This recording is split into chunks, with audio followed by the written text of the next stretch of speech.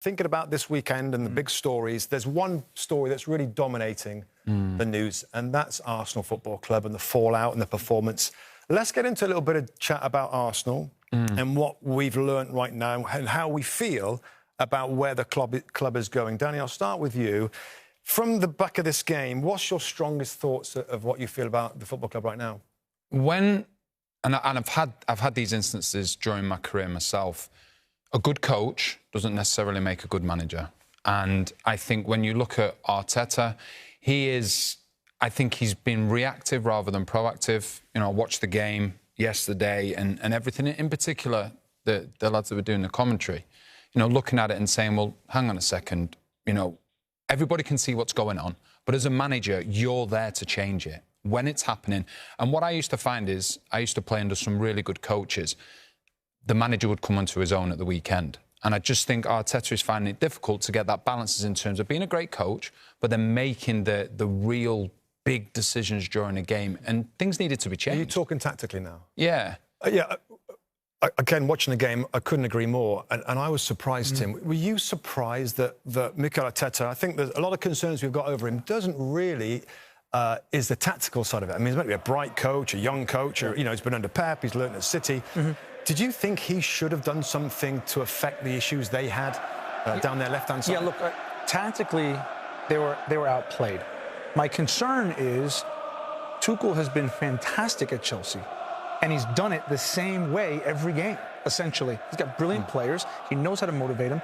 And so coming into this game, they should have been prepared. Arsenal, for the fact that Reece James was going to have a ton of space on the right, Alonso was going to have a ton of space on the left, and it was almost as if they were shocked by it. Now, the one caveat is maybe they didn't realize that Romelu Lukaku was just going to pin Pablo Mari and he was going to be in a world of trouble. Okay, maybe. But they should have known, tactically speaking, that the space was going to be out wide, in the wide areas, and they didn't sort it. So we think, okay, maybe they got caught by surprise. I don't know how. They'll sort it at halftime. They didn't sort it at halftime. What happened was Chelsea just took their foot off the gas. Yeah. They were up 2-0. My concern for Mikel Arteta is he's a young manager. He deserves time. There isn't any time in the Premier League. And really what we have is a former player who just came into coaching, has a history with Pep Guardiola, brings him on his staff. Pep Guardiola anoints him the next coming of somebody and brilliant coach, but he has no coaching credentials. That's no disrespect to Mikel. That's normal, okay? And so now we're seeing he's in the thick of it. Part of it, as Danny said, managing his tactics, managing his being a man manager, their lack of discipline, their lack of leadership. There just seems to be a divide at Arsenal Football Club. I think there is a new reality about Arsenal. They can't compete with Chelsea's and Man City's and Liverpool's and some of the fees that those clubs have paid.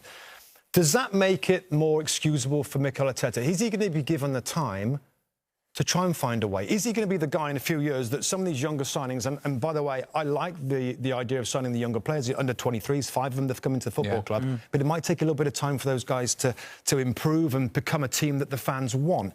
Will he be given that time to kind of nurture these young boys? I think it's a difficult one, and you make a good point there.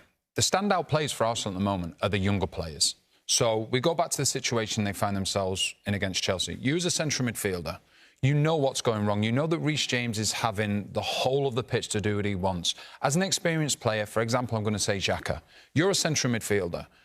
You have to be able to make decisions on the pitch. You shouldn't have to look at your manager and say, right, what am I going to do next? But he's not a leader. He threw the captain's armband down 2 years ago. He's not a leader. But there is the problem within, because the issue that you're going to have is if it continues to go like this, we talk about the bright young players coming through at Arsenal.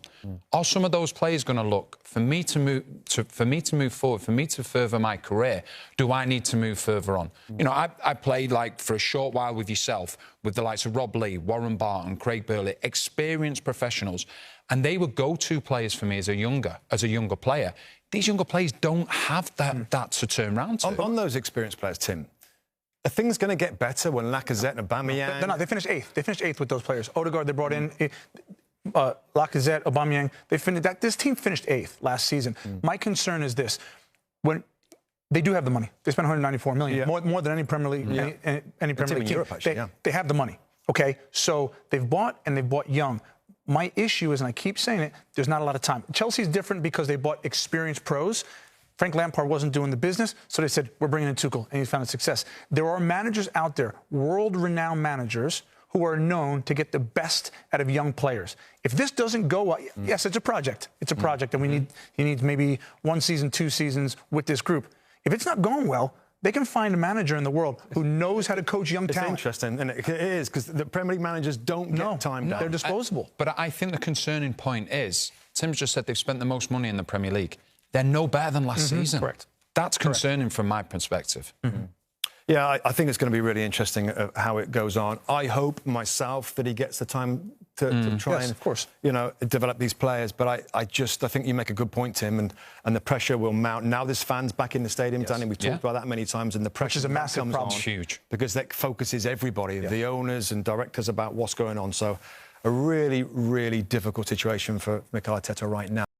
Hi there, I'm Rebecca Lowe, studio host for NBC's coverage of the Premier League. Don't forget to hit subscribe to watch highlights all season long, and be sure to tune in for Premier League mornings every weekend at 7 a.m. Eastern. And for even more content, head over to Peacock, where we've got live games, original series and a dedicated round-the-clock Premier League channel featuring studio shows, classic matches and much more.